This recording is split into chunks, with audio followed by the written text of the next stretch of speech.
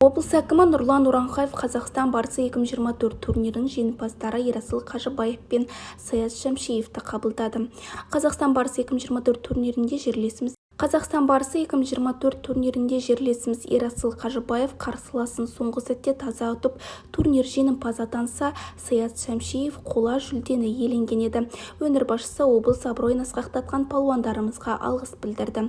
Осыдан соң облыс әкімі Қазақстан барысы 2024 турнирінің жеңімпазы Ерасыл Қажыбаев пен Саят Шәмшиевті және олардың бапкерлерін марапаттады. Қос палуанға демеушілер атынан темір тұлпар тарту етілді.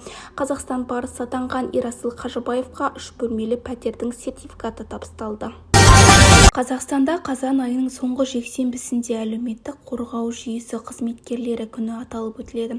Осы мерекеге орай сейсенбі күні қалалық мәдениет сарайында салтанатты жиын өтіп, сала қызметкерлеріне құрмет көрсетілді. Семей қаласында әлеуметтік сала жақсы дамып келеді. Қазіргі таңда бұл салада 1000-ға жуық маман еңбек етеді.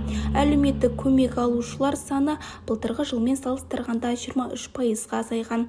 Бұл жетістік аз қамтылған отбасылар мен қолдауға мұқтаж жандар мен тікелей жұмыс істейтін әлеуметтік сала кеңесшілері мен қызметкерлерінің қажырлы еңбегінің жемісі.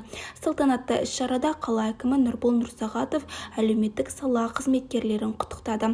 Мерекелік салтанатта бірқатар мамандарға Қазақстан Республикасы еңбек және халықты әлеуметтік қорғау министрінің құрмет грамотасы, Абай облысы әкімінің алғыс хаты, Семей қаласына сіңірген еңбек үшін төсбелгісі, қала әкімінің құрмет грамотасы мен алғыс хаттары табыс етілді. Семей қаласының әкімі Нұрбол Нұрсағатов жағдаяттар орталығына барып, қаладағы қауіпсіздік жүйесінің жұмысымен танысты. Жағдаяттар орталығында сергек жүйесіне қосылған 1551 бейнекамера тұрақты түрде жұмыс істеп, қоғамдық қауіпсіздікті қамтамасыз етуге бағытталған.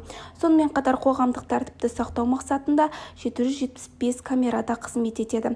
Қазіргі таңда Семей қаласындағы барлық жерасты өткелдері сергек жүйесіне қосылған. Қала басшысы көп қабатты тұрғын үйлердің аулалары мен кіреберістеріне сергек камераларын қосымша орнатуды тапсырды. Бұл шара тұрғындардың қауіпсіздігін арттыруға, құқық бұзушылықтың алдын алуға көмектеседі. Көлік министрлігі отандық вагондар паркін жаңартуды жүйелі түрде жалғастыруда. Мәселен, Астана-Семей бағытында қатынайтын номері 121-122 жолаушылар пойызының құрамы жаңартылды.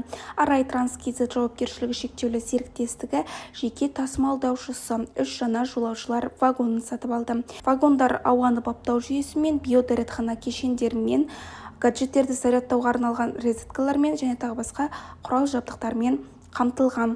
Биылғы жылдың алғашқы 9 айында тасымалдаушы 350 мыңнан астам жолаушыны өз мәресіне жеткізген. Жаңалықтар легі осындай. Сіздермен бірге болған Сымбат Қайратқызы Семей таңы YouTube арнасына тіркеліп, маңызды жаңалықтардан хабардар болыңыздар.